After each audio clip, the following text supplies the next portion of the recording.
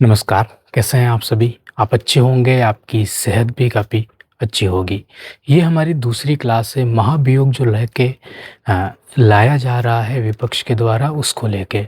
हमने पहली क्लास में चर्चा की और आपके सामने कुछ बातें रखी जिसमें हमने आपको बताया कि पिछले 73 सालों से 2023 से लगा के 2050 तक पिछले कोई कानून नहीं बनाया गया सीएससी को लेकर। फिर बाद में सुप्रीम कोर्ट ने हस्तक्षेप किया और सुप्रीम कोर्ट ने कहा कि एक सीजीआई को आप शामिल कीजिए और चुनाव आयोग की जो प्रक्रिया है उस प्रक्रिया को आप मजबूत बनाइए, लोकतंत्रात्मक बनाइए ताकि इस देश के सभी लोगों का, चाहे वो पक्ष के लोग हों, चाहे विपक्ष का लोग हों, उन सबका भरोसा चुनाव आयोग पे बना रहे। लेकिन बाद में सरकार ने जो कानून बनाया उसमें सीजीआई को बाहर किया, एक कैबिनेट मंत्री को अंदर डाल दिया।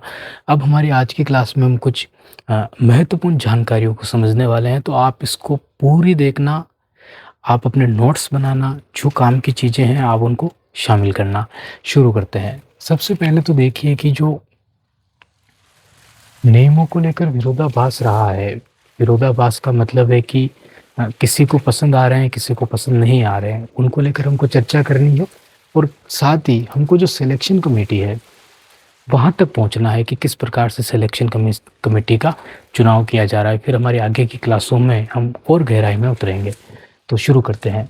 आर्टिकल देखिए 324, उसके बाद 6 वर्ष, मतलब एक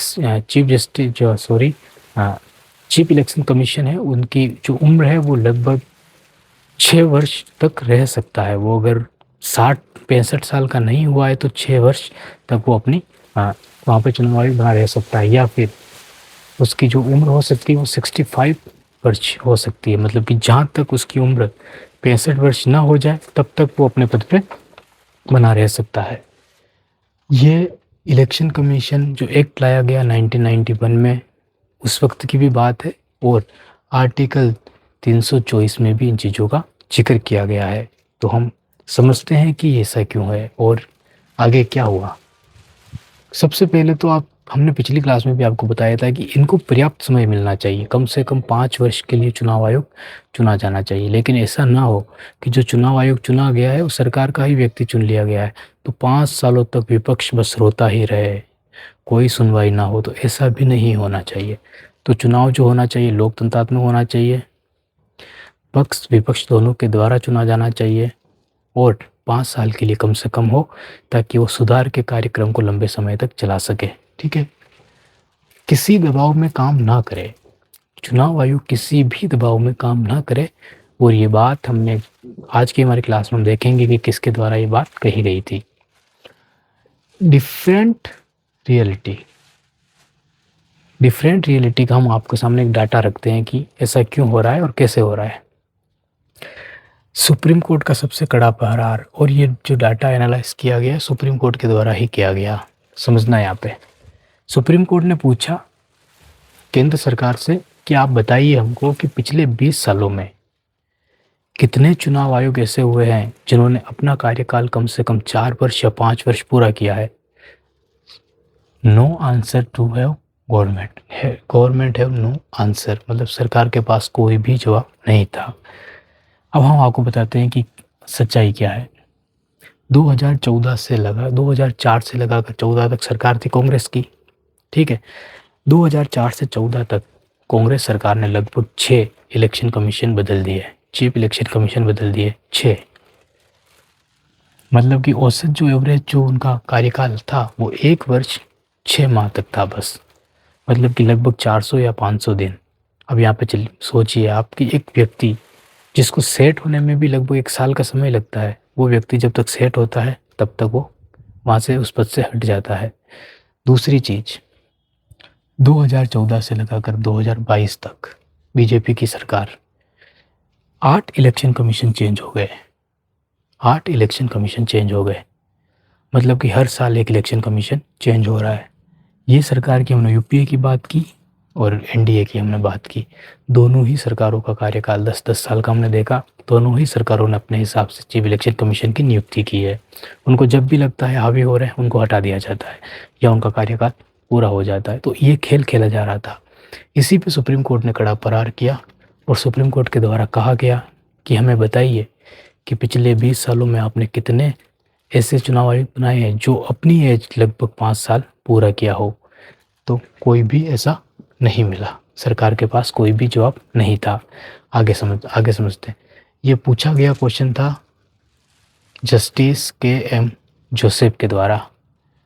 इन्होंने कहा फ्लैट सिलेक्शन प्रोसेस दोषपूर्ण चयन प्रक्रिया, सुप्रीम कोर्ट ने इसको कहा। और फिर सुप्रीम कोर्ट ने कहा कि कम से कम एक चीफ जस्टिस को तो शामिल कीजिए अंदर। और फिर आगे जो हुआ वो देखिए। साइकोलॉजिकल प्रेशर क्या होता है उसको समझना। 400 और 500 दिन के लिए किसी चुनाव आयोग तो चुना जाता है, कोई बड़ा सुधार नहीं कर सकता क्योंकि उसका समय ही काफ़ी कम होता है। नया आएगा, अपने हिसाब से काम करेगा। कोई व्यक्ति पुराने हिसाब से क्यों काम करेगा? हर व्यक्ति अपनी पहचान बनाना चाहता है। तो यहाँ पे कोई बड़ा सुधार नहीं कर सकता है क्योंकि इतने समय ही नहीं है उसके पास। दूसरा, लालच में आ जाएगा, लालच दे दिया जाएगा। यहाँ पे चीफ जस्टिस राज्यसभा में चले जाते हैं फैसले सरकार के पक्ष में सुना के, तो चुनाव आयुक्त क्यों नहीं जा सकते हैं? अरुण गोयल मात्र 24 घंटे के अंदर इस्तीफा दे दिया गया, चयन प्रक्रिया पूरी कर ली गई मात्र। सुप्रीम कोर्ट ने कहा कि इतनी जल्दबाजी क्यों थी यहाँ पे? ये हाल ही में हुआ, अरुण गोयल के द्वारा इस्तीफा दे दिया गया और ये प्रोसेस हो गई थी। तो सुप्रीम कोर्ट ने यहाँ पे भी सवाल खड़ा किया कि ये क्यों हुआ। आगे समझना है इस चीज़ को। अगर आपको कोई चीज़ हार्ड लग रही है तो आप हमको कमेंट करके क्वेश्चन पूछ सकते हो। मैनेज्ड इलेक्शन या ग्रेव फ्रॉड एडीआर के द्वारा कहा गया था। ठीक है, इसको भी समझेंगे, लेकिन इसको देखिए, क्या इलेक्शन को मैनेज कर लिया गया है पूरी तरीके से? इसका सवाल का जवाब ढूंढते हैं।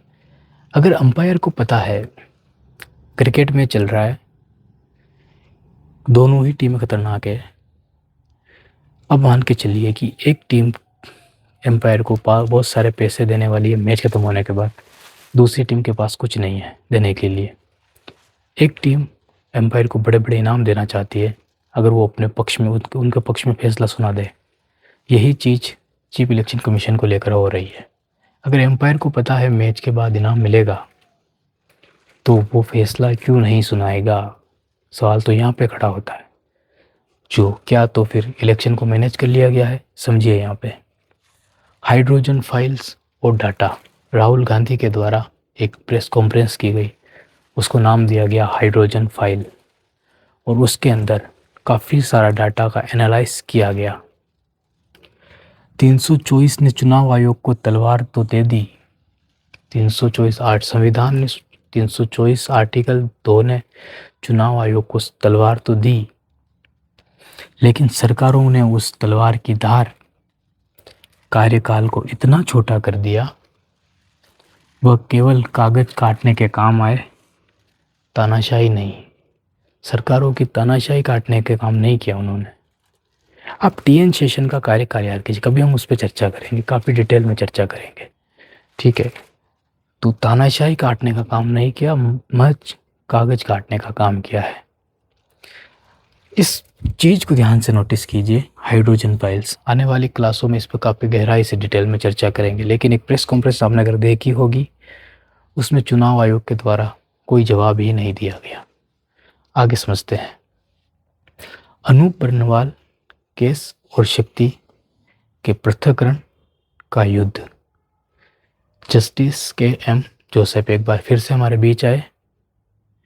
महाभियोग का सबसे बड़ा आधार बन गया जो उन्होंने कहा, वो स्वतंत्र होना नहीं, दिखना चाहिए।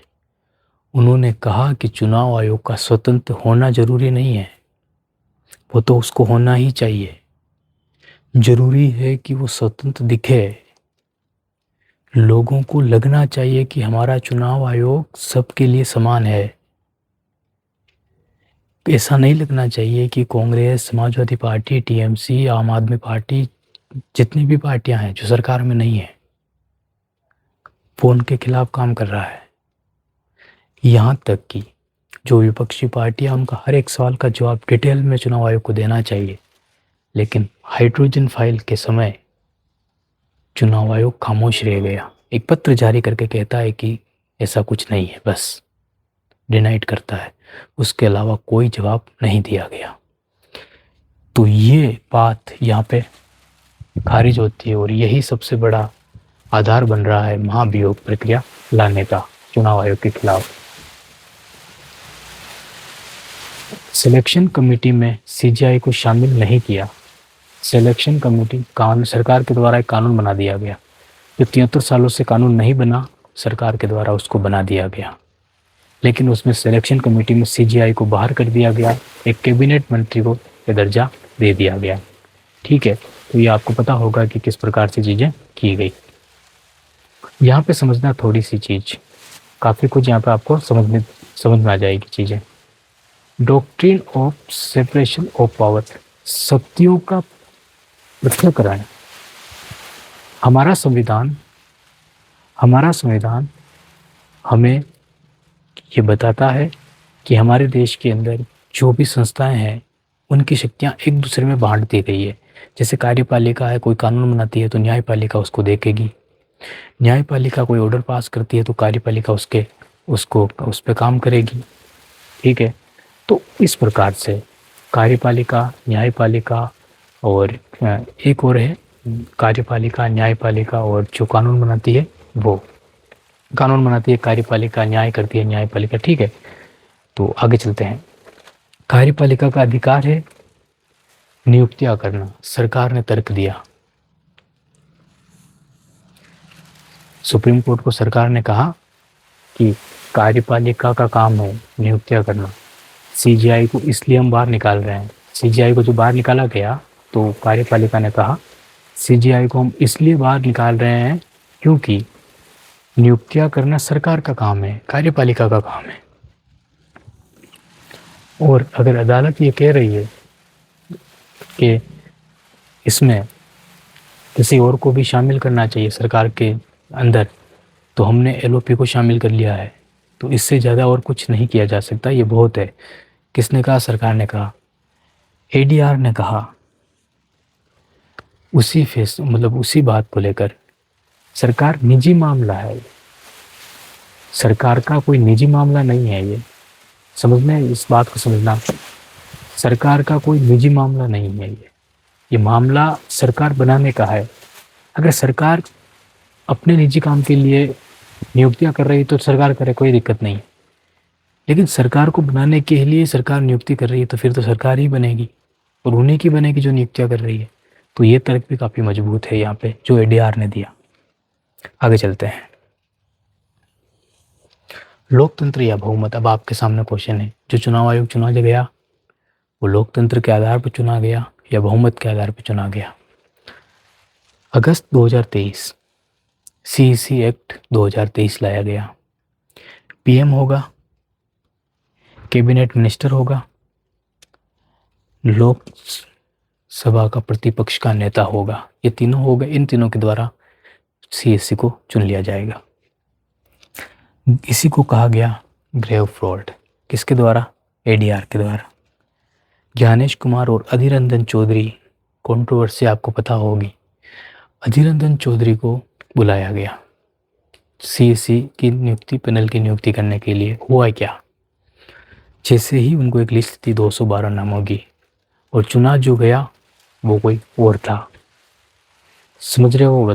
अगली क्लास में इसको डिटेल में समझेंगे, लेकिन यहाँ तक समझना कि जो लिस्ट थी उस लिस्ट में तो नाम ही नहीं था, नाम तो कहीं और ही चुन लिया गया। तो यहाँ पे कितना घातक हो सकता है हमारे लिए। सुप्रीम कोर्ट का फैसला बदल दिया गया, बहुमत के आधार पर फैसला किया गया। बहुमत का मतलब कि सरकार ने ही जिसे चाहा चुन लिया। ये हमारी दूसरी क्लास थी, इसमें काफ़ी सारी जानकारी हमने आपके सामने रखी। हम वो कारण बता रहे हैं कि महाभियोग की प्रक्रिया क्यों लानी चाहिए, क्यों आनी चाहिए और क्या सॉल्यूशन इसका निकलना चाहिए। बहुत बहुत धन्यवाद आपका।